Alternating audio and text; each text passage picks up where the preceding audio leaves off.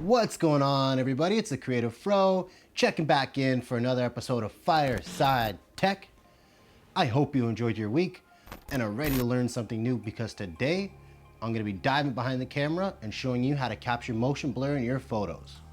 Now, if you didn't get a chance to see, this past Wednesday we posted a video going over what motion blur does, how you can get motion blur in your photos, and what I wish I knew about motion blur when I first started out. So if you want, go check out that video now, and you should be all set to go for this tutorial. Before we dive into today's tutorial, don't forget to hit the big red subscribe button if you have yet to already, and also turn that notification bell on just for fun.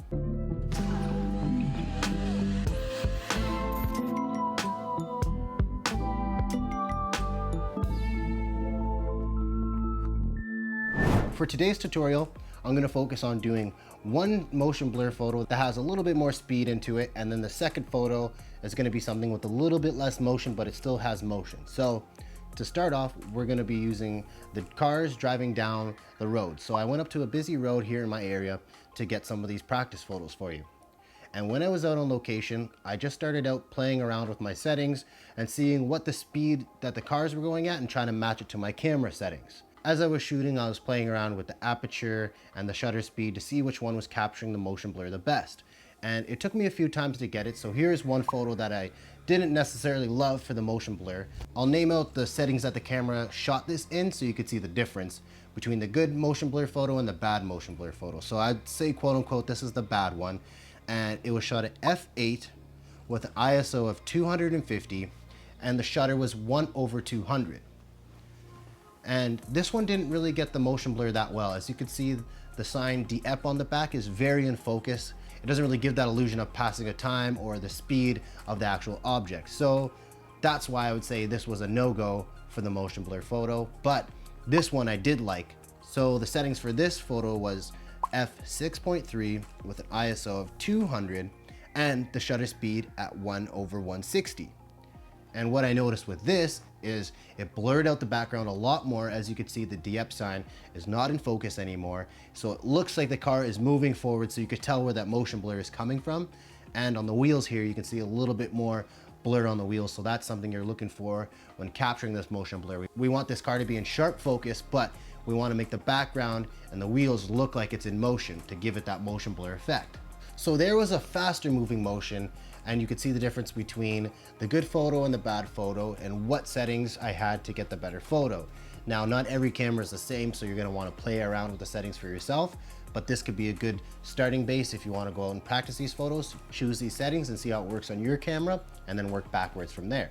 Moving along to a slower motion, I had Carly act as if she was painting a photo, so there is going to be nothing on the actual canvas, but we wanted to get the brush stroke to be the motion blur in the photo, where that's not as fast as a moving car. So I thought this would be a good option for a slower movement. Now, let's start with the photo I didn't like at first, so we can compare the settings to the one that I did like. So the first photo here that I didn't enjoy, the camera settings were at f4.5 with an ISO of 2500, and the shutter speed is 1/60. As you can see, the brush is fully in focus. It doesn't look like it's being blurred out, and everything is really in focus, so it doesn't give off any motion at all. The photo I did like though, the aperture was at 4.5, ISO was at 640, and the shutter speed was 1/15. And as you can see in this photo, the brush is blurred out a lot more. Carly's hand stayed in focus, which keeps you engaged, but that little slight motion blur with that brush gives the photo a little bit more life, so I'm happy with the way this was captured. Now, what I noticed was with this photo, the slower I made the shutter speed, the better the blur was. So when I was dealing with the car, so when I was shooting that car that I liked, the shutter speed was at 1/160, but it makes sense because that was a faster motion, so it needed to be a slightly faster shutter just to capture that motion, whereas with the paintbrush, we only needed to have 1/15 to be able to get that subtle motion of the paintbrush stroking on the paper. So to close out this video, I wanted to go over a few key tips that you can use when you go out to take motion blur photos that hopefully can help your process and make you get that photo that you're looking for a lot easier. The first thing I'd have to say is practice your shots. Don't go out there thinking you can get this on the first try. Start with a setting and move from there. So what I did when I was going out and taking these car photos is I started at 1/600 shutter and worked my way down from there until I liked how I was getting the blur in the background. And also another thing you could do is either shoot in full manual mode if you're comfortable with that to get full control of your camera and make sure everything is into your liking before you take the photo. Or if you're not ready for that, try out the shutter mode or the TV mode, also known on cameras. And this, you can just control that shutter speed. So you can slow it down each shot until you dial it into the creative taste that you like, and you can stick with that and keep getting those motion blur photos. Another thing I did notice when I was shooting the cars and even Carly's painting photo is when I move my body with the motion of the brush and the car, it was able to really help make that background look blurred out because I'm moving the camera as the shutter's open. So that's gonna make the background blurry. And if you focus properly on the car, it's gonna make that car stand out better. And that leads me into my second tip, which is use an autofocus function. And I find this helps a lot because you can pinpoint where you want the focus to be. So you can have your camera lined up in a position to where you know the subject is going to come into the frame.